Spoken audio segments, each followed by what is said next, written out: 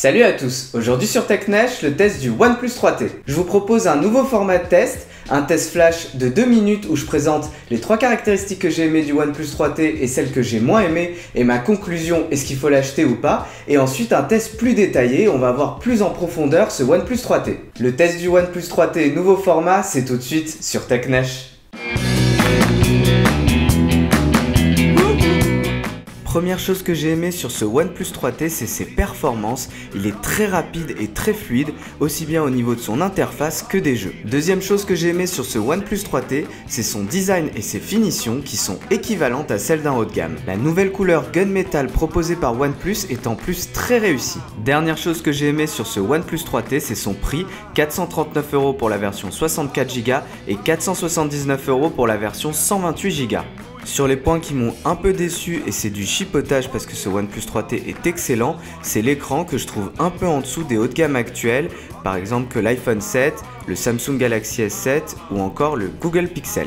Deuxième point qui m'a un peu déçu, c'est l'autonomie qui est en dessous de ce que j'attendais vu la batterie conséquente de ce OnePlus 3T. Même si ce point est un peu compensé par la charge très rapide proposée par OnePlus. Dernier point qui m'a un peu déçu sur ce OnePlus 3T, c'est l'appareil photo qui est le même que celui du OnePlus 3, c'est-à-dire qu'il est très bien en journée, mais un peu plus décevant en basse luminosité. Pour les amoureux de selfie par contre, OnePlus a revu sa copie et l'appareil photo avant a été amélioré. Est-ce que je recommande du coup ce OnePlus 3T? Carrément, et les yeux fermés. Pour ceux qui sont experts et qui ont envie d'en savoir un peu plus sur ce OnePlus 3T avant de l'acheter, on va mettre les mains dans le cambouis et c'est parti pour le test détaillé.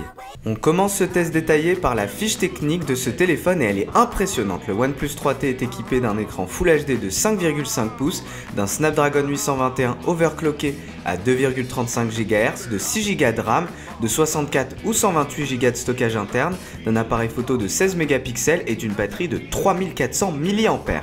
En plus de cette fiche technique impressionnante, OnePlus, comme d'habitude, a intégré une version très légère de sa surcouche Oxygen OS. Les performances sur l'interface sont donc exceptionnelles sur ce OnePlus 3T et les applications se lancent très rapidement, tout est très fluide, j'ai rien à redire sur ce point là. Le OnePlus 3T tourne sous Android Marshmallow 6.0 et sera mis à jour vers Android Nougat avant la fin de l'année. L'impression de fluidité et de rapidité sur l'interface se vérifie aussi sur les benchmarks. Sur Antutu, on atteint un score de pratiquement 160 000, ce qui est bien meilleur que mon Pixel que j'avais testé qui s'arrêtait à 134 000. Quand on compare ce score à celui de l'iPhone 7 ou de l'iPhone 7 Plus, on voit que l'iPhone 7 et l'iPhone 7 Plus sont censés être plus puissants, mais personnellement je trouve que ça n'a pas d'importance. Alors oui, c'est un bon indicateur le benchmark, mais ça fait pas tout et on voit que ce OnePlus 3T est très fluide et très réactif sur son interface comme je l'ai dit tout à l'heure et c'est ce qui compte. Niveau écran, on reste sur la même technologie que celle du OnePlus 3, un écran 5,5 pouces, Full HD, optique AMOLED.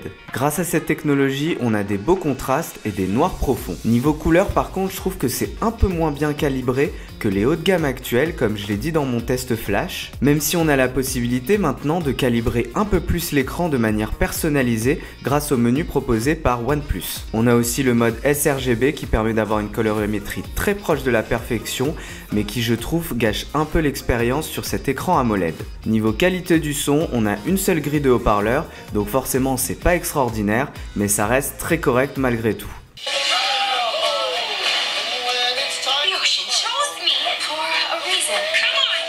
Niveau équipement, ce OnePlus 3T embarque un port USB Type C et un port jack 3,5 mm. Sur la tranche gauche, on retrouve le bouton volume et le fameux bouton qui permet de passer d'un profil silencieux par exemple à un profil sonnerie. Sur l'avant de l'appareil, on retrouve le bouton Home qui fait aussi office de capteur d'empreinte digitale et qui est très efficace. Et de part et d'autre du bouton Home, on retrouve les boutons Retour et dernières applications utilisées qui sont entièrement configurables.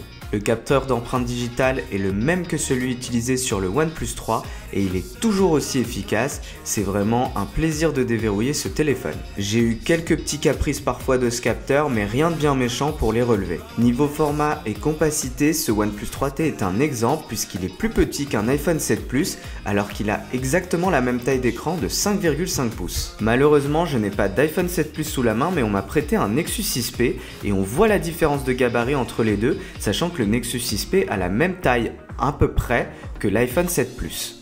Personnellement, je trouve que 5,5 pouces c'est trop gros pour un téléphone, mais après ça c'est mon avis personnel, ceux qui aiment cette taille d'écran seront séduits par ce OnePlus 3T. Dernier point sur lequel je voulais qu'on revienne, c'est l'appareil photo qui est bon en journée mais un petit peu moins bon en basse luminosité. Et on a le droit à une nouveauté logicielle, c'est le stabilisateur qui a l'air de fonctionner exactement comme le Google Pixel avec le gyroscope, et c'est bienvenu puisque maintenant la stabilisation vidéo est très bonne. Oui, le OnePlus 3T a quelques défauts, je trouve que l'écran est encore perfectible pour arriver au niveau des hauts de gamme, l'appareil photo est un bon appareil photo de milieu de gamme mais on est loin des performances du Google Pixel ou que de l'iPhone, et encore son autonomie qui m'a un peu déçu alors que la batterie est quand même assez conséquente. Mais à 440 € pour sa version 64 Go et 479 € pour sa version 128 Go, le OnePlus 3T est un très bon rapport qualité-prix et est très compétitif par rapport à ses concurrents, notamment l'iPhone 7